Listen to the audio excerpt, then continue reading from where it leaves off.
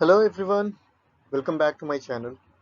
और आज हम लोग एक बहुत ही इंटरेस्टिंग सा टॉपिक लेके आए हैं। और आज का ये जो टॉपिक होने वाला है, ये हमारा रेगुलर फिजिक्स से नहीं होने वाला है।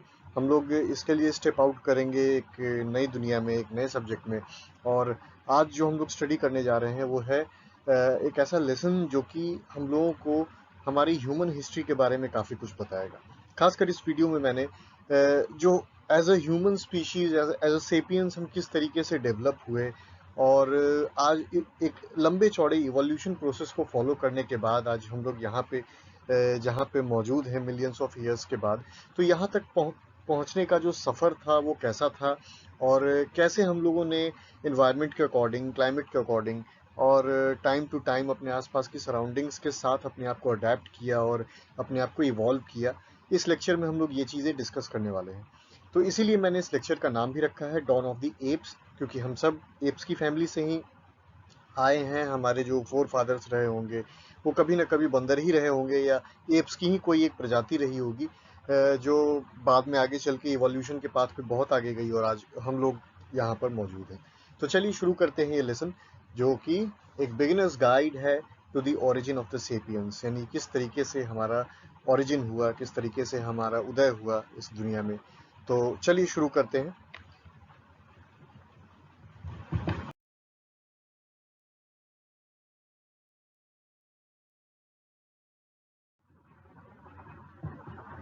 जब हम बात करते हैं हमारे आसपास के यूनिवर्स की, हमारे प्लैनेट की, हमारे सराउंडिंग्स की, तो ये टाइमलाइन बड़ा इंपॉर्टेंट हो जाता है जानना।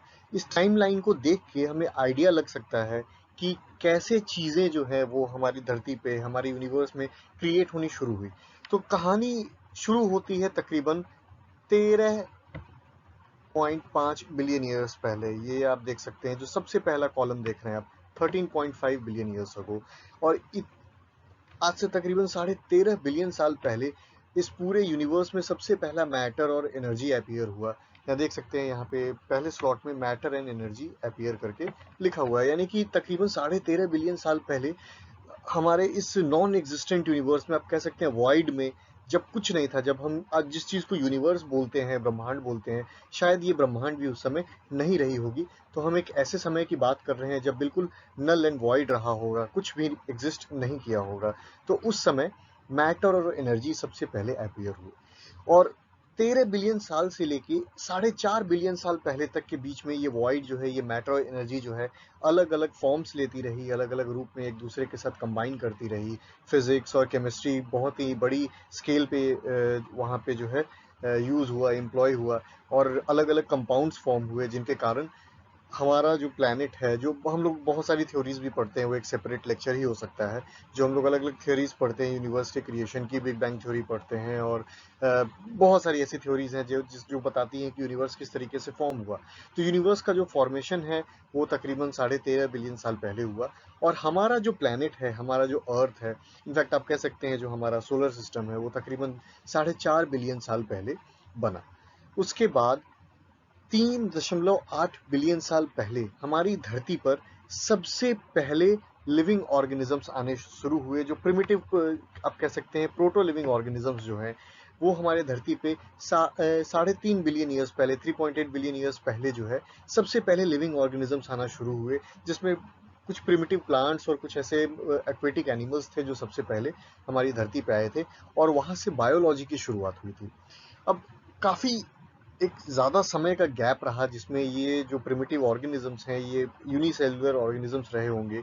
इन्होंने अपनी बॉडी को इवॉल्व किया है, अपने आप को डेवलप करा, और फिर कहानी आ जाती है सीधे 6 मिलियन साल पहले, जब पहले चिंपैंजीज या फिर होमिनिड्स जो है वो अपीयर हुए। होमिनिड्स यानी हमारी तरह दिखने वाले, आज के मॉडर्न चिंपैंजीज या मॉडर्न एप्स की तरह दिखने वाले पहले ऑर्गेनिजम्स जो हैं वो 6 मिलियन साल पहले इस धरती पर आए।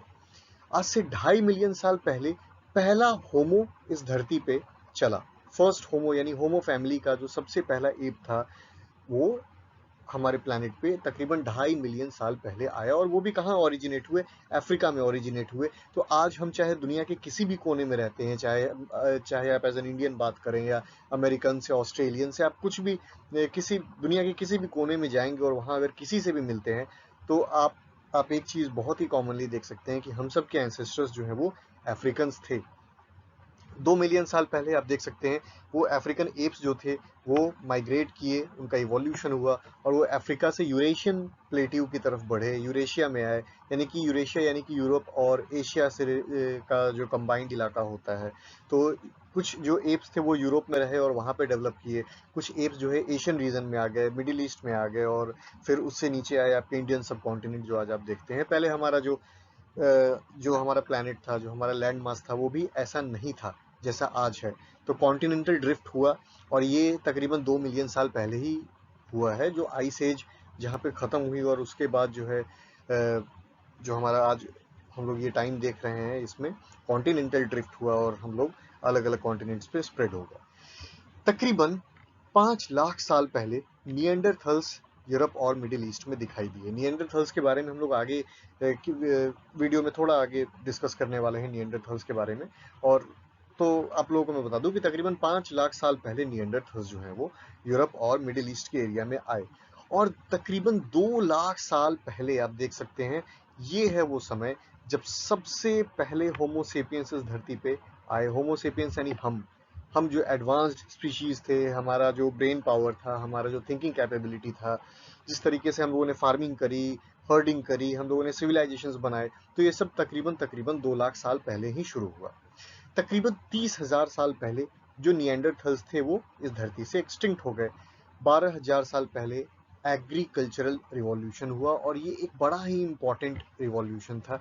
एग्रीकल्चरल रिवॉल्यूशन ने एक रास्ता बना दिया कि जो आने वाली सभ्यता थी वो अलग अलग जगहों पर रह सकती थी और अपने समाज को बना सकती थी। तो आज जो हम सोसाइटी देखते हैं और सोसाइटी का जो भी स्ट्रक्चर हमारे आसपास अवेलेबल है, आप कहीं ना कहीं कह सकते हैं कि उसका एक बहुत बड़ा क्रेडिट एग्रीकल्चरल रिवॉल्यूशन को जाता है।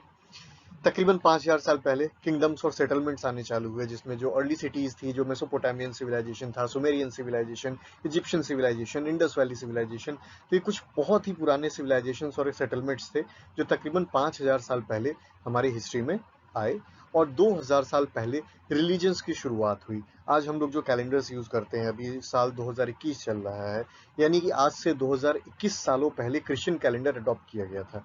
इसका मतलब है कि कहीं ना कहीं क्रिश्चियन सभ्यता की शुरुआत जो है, क्रिश्चियन रिलीजन का जो अडॉप्शन है, वो तकरीबन 2000 साल पहले, आप चाहे क्रिश्चियनिटी की बात करें, आप इस्लाम की बात करें, जितनी भी अब्राहमिक रिलीजन्स थी वो तकरीबन तकरीबन 2000 साल पहले इस धरती पर यहाँ के सिविलाइजेशन में पनपी। और उसके बाद इस्लाम आया और उसके बाद बहुत सारे रिलीजन्स थे जो उसी से ब्रेक होते चले गए, और आज हमारा समाज जो है वो ऐसा दिखाई देता है। तो आई होप ये टाइमलाइन आप सबको समझ में आ गया होगा। ये टाइमलाइन बहुत ही क्रूशियल हो जाता है जब आपको हमारे अर्थ का पूरा जो है प्रोसेस समझना है। इस टाइमलाइन को हम बार बार रेफर करेंगे वीडियो में, क्योंकि ये बड़ा इंपॉर्टेंट ही पार्ट है हमारे इस लेक्चर का। तो चलिए आगे चलते हैं।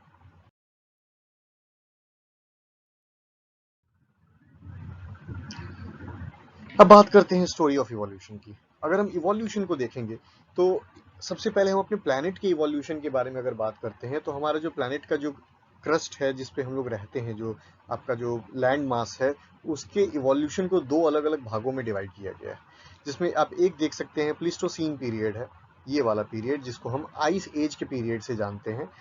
ये तकरीबन 2 मिलियन साल पहले से लेके 12,000 बीसी तक ये प्लीस्टोसीन पीरियड या फिर आइस एज पीरियड चला।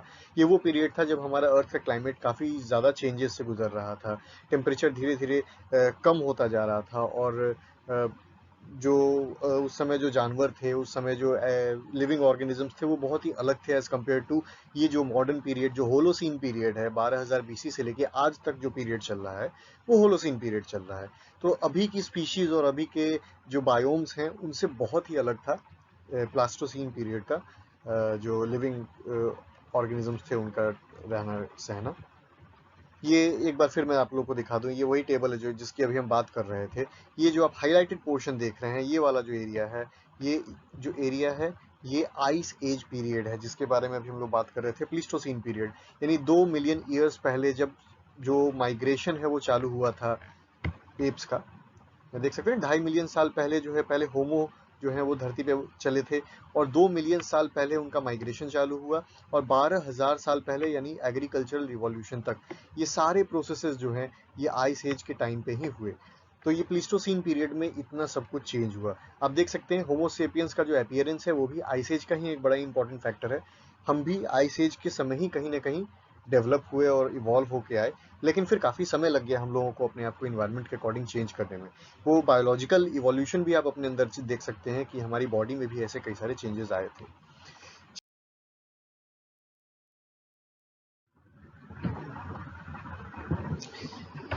अब जब हम बात करते हैं इवोल्यूशन की, तो अब चलते हैं जरा हम एप्स की लाइफ में बहुत डीप चलेंगे और सबसे पहले हम बात करेंगे ऑस्ट्रेलोपिथेकस की। ऑस्ट्रेलोपिथेकस या इसका एक दूसरा नाम भी है सदर्न एप्स जिनको हम कहते हैं, ये तकरीबन 6 मिलियन साल पहले आया। जैसा कि अभी अभी हम लोगों ने अपने टाइमलाइन में डिस्कस किया था, सबसे पहले जो एप्स थे, जो होमिनिड्स थे, वो 6 मिलियन साल पहले इस धरती पर अपीयर हुए थे, और जो सबसे पहला होमिनिड था वो ऑस्ट्रेलोपिथेकस था। ये है हमारा ऑस्ट्रेलोपिथेकस। आपको ये आज के मॉडर्न चिंपैंजीज से बहुत अलग नहीं दिखाई देंगे, लेकिन एक इनमें स्पेशलिटी ये थी कि ये अपने हिंड लिम्स पे वॉक करना सीख गए थे। पीछे के पाँव जो है वो इनके डेवलप हो गए थे और इन्होंने अपने पीछे के पाँव को इस चलने के लिए इस्तेमाल करना शुरू कर दिया था, और अपने 4 लिम्स को ये ग्रिप करने के लिए या दूसरे काम करने के लिए यूज करते थे। तो ये थे ऑस्ट्रेलोपिथेकस। ये तकरीबन तकरीबन 4 मिलियन साल तक हमारी धरती पे रहे, और जो हमारा मेन इवोल्यूशन प्रोसेस है वो ऑस्ट्रेलोपिथेकस से ही निकल के आया, और इसके बाद जो है मेजर होमो स्पीशीज जो है उनका आना शुरू हो गया। So this species was the last of hominids called protohumans. Australopithecus protohumans यानी शुरुआती ह्यूमंस का सबसे अंतिम चेन था, जिसके बाद ह्यूमंस जो है वो एक प्रॉपर फॉर्म लेने लगे, एक प्रॉपर रूप लेने लगे हमारे इस सिस्टम।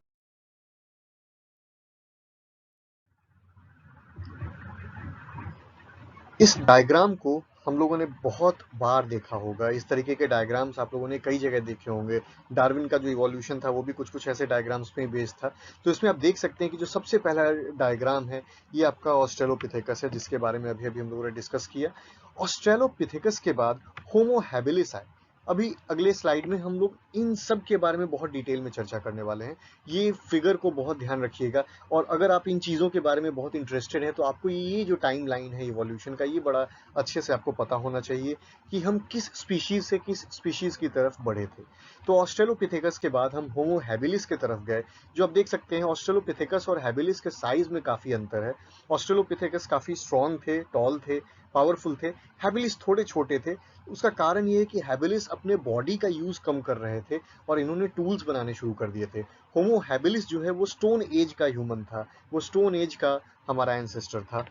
होमो हैबिलिस के बाद जो अगला डेवलप्ड हमारा एंसेस्टर था वो होमो इरेक्टस था, और आप कह सकते हैं होमो इरेक्टस लॉन्गेस्ट लिविंग होमो था जो कि हमारी धरती पे रहा। सबसे ज्यादा समय तक अगर कोई होमो हमारे प्लेनेट पे रहा है तो वो होमो इरेक्टस रहा है, जो तकरीबन 2.5 से 3 मिलियन साल तक हमारे अर्थ पे रहा है। ठीक है, देखिए अभी अभी हम लोगों ने पिछले स्लाइड में देखा कि ऑस्ट्रेलोपिथेकस का जो इवोल्यूशन था वो तकरीबन 4 मिलियन साल लिए उसने। तो हम ऑस्ट्रेलोपिथेकस के 4 मिलियन साल को जब होमो इरेक्टस के 2 मिलियन साल से कंपेयर करते हैं, तो हम दोनों को इसलिए सेम तराजू में नहीं रख सकते हैं क्योंकि ऑस्ट्रेलोपिथेकस डेवलप्ड ह्यूमन नहीं था, और इस पर्टिकुलर एनिमल को नहीं पता था कि इसका पाथ ऑफ इवोल्यूशन क्या होने वाला है। इस ऑस्ट्रेलोपिथेकस से ही निकल के कई सारे अलग अलग एप्स की प्रजातियां आज हमारे आसपास एग्जिस्ट करती हैं। आप चाहे चिंपैंजीज लें, चाहे आप गोरिल्ला लें, चाहे आप ओरांगुटान्स लें, ये सब इसी ऑस्ट्रेलोपिथेकस के ही वंशज हैं, जिनके एक वंशज हम हैं। एक ब्रांच आज निकल के होमो सेपियंस बन गया है। तो होमो इरेक्टस सबसे लॉन्गेस्ट लिविंग होमो स्पीशीज थे जो इस प्लेनेट पे रहे। आफ्टर इरेक्टस केम होमो निएंडरथल्स। निएंडरथल्स का अपना ही एक स्टोरी है। ये काफ़ी डेवलप्ड थे एज कम्पेयर टू इरेक्टस। हालांकि पावरफुल नहीं थे, लेकिन काफ़ी मस्कुलर थे और बहुत ही हंटिंग के काम बहुत आसानी से कर लेते थे। और होमो निएंडरथल्स के एक्सटिंक्शन के बाद फाइनली होमो सेपियंस जो है उन्होंने अपना रूप लिया। होमो सेपियंस भले ही अपने पिछले एंसेस्टर्स की तरह पावरफुल ना हो, स्ट्रांगली बिल्ट ना हो, लेकिन इनका ब्रेन जो था वो काफ़ी डेवलप था। और एक बात याद रखिएगा, जब हम ह्यूमन इवोल्यूशन की बात करते हैं तो ब्रेन साइज का एक बहुत ही बड़ा इंपॉर्टेंस है। जितना बड़ा ब्रेन होगा आप उतना ज़्यादा अच्छे से इवॉल्व कर पाएंगे और अपने आसपास की चीज़ों को यूटिलाइज कर पाएंगे। गाय, भैंस, शेर, ये भले ही आपसे ज़्यादा पावरफुल हो, आप एलिफेंट्स की बात करें, आप लायंस की बात करें, अगर आप लायन से हैंड टू हैंड फाइट कीजिएगा तो आप जीतिएगा नहीं, क्योंकि वो आपसे मस्कुलर फोर्स ज़्यादा लगा सकते हैं, वो आपसे ज़्यादा स्ट्रॉन्ग हैं, आपसे अच्छे वेल बिल्ट हैं। लेकिन अगर आप एक एलिफेंट को एल्जेब्रा करने को दोगे तो एलिफेंट एल्जेब्रा नहीं कर पाएगा, क्योंकि एज कम्पेयर टू एलिफेंट हमारा जो ब्रेन है वो ज़्यादा प्रोसेसिंग पावर रखता है और हम इन चीज़ों को ज़्यादा अच्छे से अंडरस्टैंड कर सकते हैं। हमें एरिथमेटिक बहुत अच्छे से समझ में आता है इस दुनिया का। तो ये था हमारा जो टोटल इवोल्यूशन का प्रोसेस है from Australopithecus to Homo sapiens. अब चलिए इनके बारे में बहुत डिटेल से डिस्कस करते हैं।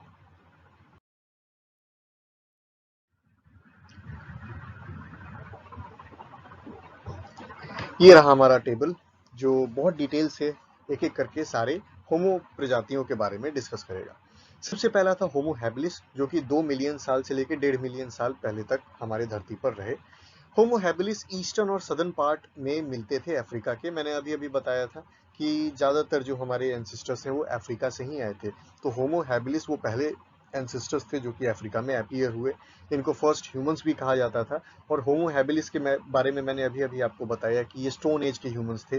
तो इन्होंने सबसे पहले स्टोन टूल्स को बनाना शुरू किया था। छोटे छोटे स्टोन टूल्स बना के ये अपने काम आसान करते थे, जिससे ये हंटिंग कर पाते थे, अपने लिए कपड़े बना पाते थे। बहुत सारे ऐसे काम हैं जो ये अपने लिए उन स्टोन टूल्स की मदद से कर पाते थे।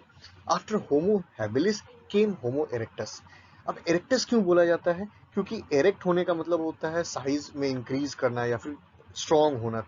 तो जो होमो इरेक्टस थे वो अपराइट मैन थे, जिन्होंने अपने पीछे के पाँव पे खड़े होना बहुत अच्छे से सीख लिया था। इनका बॉडी बैलेंस बहुत अच्छा था, ब्रेन साइज बहुत इंक्रीज था। तो काफ़ी अच्छे तरीके से ये अपने आसपास के इन्वायरमेंट को डोमिनेट करते थे। इन्होंने भी टूल्स को और एडवांस रूप दिया। छोटे छोटे स्टोन टूल्स न यूज करके इन्होंने उन टूल्स को एक्स और स्पीयर के फॉर्म में बनाना शुरू किया।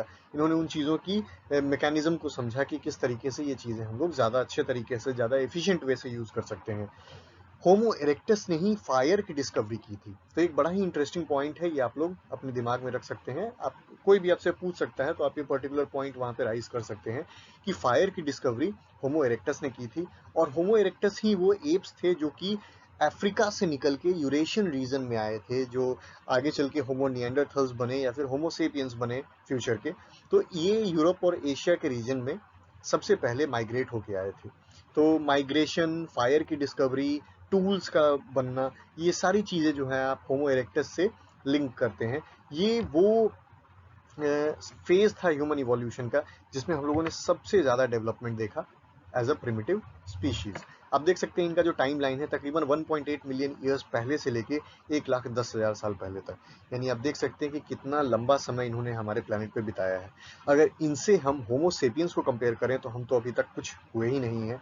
हम तो अभी तकरीबन तकरीबन 1-1.5 लाख साल पहले से हम लोग इस धरती पर हैं। तो हम सोच भी नहीं सकते हैं कि होमो इरेक्टस जितना हम इस धरती पर समय बिता पाएंगे। लगभग लगभग मान के चलिए कि होमो सेपियंस ने अपने अंत की शुरुआत कर दी है। जिस तरीके से पॉपुलेशन जो है इंक्रीज कर रहा है और जो रिसोर्सेज हैं वो डिप्लीट हो रहे हैं, हमारा फ्यूचर बहुत ज़्यादा लंबा नहीं है अगर हिस्ट्री में देखा जाए तो होमो इरेक्टस के बाद होमो निएंडरथल्स है जो कि 2,30,000 साल पहले हमारे अर्थ पे अपीयर हुए और तकरीबन 30,000 साल पहले तक रहे। इन्होंने भी काफ़ी अच्छा खासा समय बिताया। और होमो इरेक्टस जो है वो यूरोप और जर्मनी के एरिया में ज़्यादा पाए जाते थे। ये उन्हीं के आप कह सकते हैं ग्रैंड चिल्ड्रन थे, उन्हीं होमो इरेक्टस के ग्रैंड चिल्ड्रन जो कि यूरेशियन रीजन से ट्रैवल करके जर्मनी और यूरोप में पहुंच गए थे। तो इनकी बॉडी जो है वो शॉर्ट थी, स्ट्रॉन्ग बॉडी थी, जैसा कि अभी पीछे भी हम लोगों ने डायग्राम में देखा था। और इनकी बॉडी क्लाइमेट्स में बहुत अच्छा अडेप्ट करती थी। कोल्ड क्लाइमेट्स के अकॉर्डिंग ये अपने बॉडी को बहुत ही अच्छा अडेप्ट कर पाते थे। और यही कारण है कि बहुत लंबा समय इन्होंने इस प्लेनेट पे बिताया। लेकिन सैडली हर अच्छी चीज़ का अंत होता है और होमो निएंडरथल्स भी एक्सटिंक्ट हुए और होमो सेपियंस ने उनकी जगह धरती पर ले ली। होमो सेपियंस यानी कि हम इंटेलिजेंट वंस। हमारा जो ब्रेन है वो बाकी के हमारे 3 एंसेस्टर्स से कंपेयर करेंगे तो काफ़ी बड़ा है, काफ़ी डेंस है और काफ़ी अच्छी थिंकिंग और कॉग्निटिव कैपेबिलिटी रखता है। हम लोगों ने फार्मिंग प्रैक्टिस करी, हम लोगों ने हर्डिंग प्रैक्टिस की, हम लोगों ने सिविलाइजेशंस बनाए, सिटीज़ बनाई, हम लोगों ने मशीन्स बनाए। सोचो जिस आयरन या स्टोन का यूज़ करके पहले के जो हमारे एंसेस्टर्स थे वो सिर्फ कुल्हाड़ी बना पाते थे, उस आयरन का यूज़ करके आज हम लोगों ने इंजन्स बना रखे हैं, एरोप्लेन्स उड़ा रहे हैं, ट्रेन चला रहे हैं, रॉकेट्स बना रहे हैं, प्लैनेट्स इंटरप्लेनेटरी डिस्टेंसेस को कवर कर रहे हैं। तो ये सब एक बहुत ही बड़ा इवोल्यूशन पाथ है जो हम लोगों ने कवर कर लिया है। आप देख सकते हैं हम लोग स्टोन टूल्स बनाने से लेके चांद पर जाने तक का सफर इस टाइमलाइन में 2 मिलियन साल में हम लोग ट्रैवल कर चुके हैं। तो चलिए आगे चलते हैं।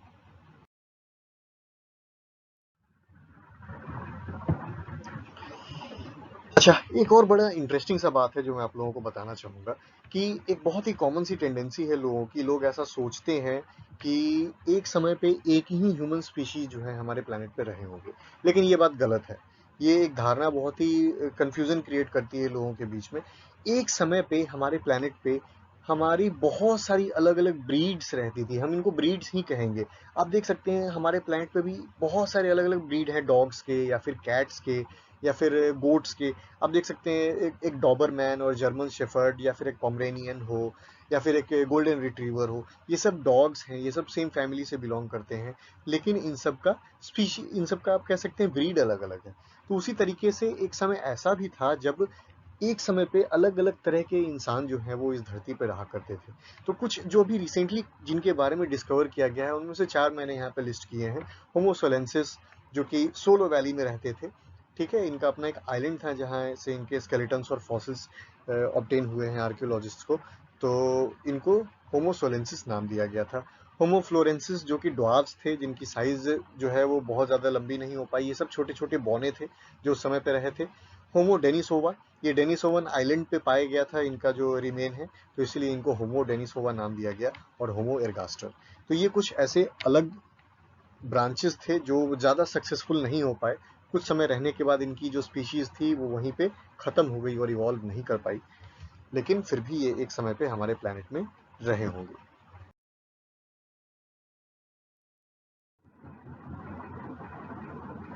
अगर हम भारत में होमोसेपियंस के एविडेंस की बात करें, तो जो सबसे पुराने स्कल्स हमारे भारत में पाए जाते थे वो शिवालिक रेंजेस में पाए गए थे, जो कि भारत और पाकिस्तान के रीजन के कहीं बीच में पड़ रहा है।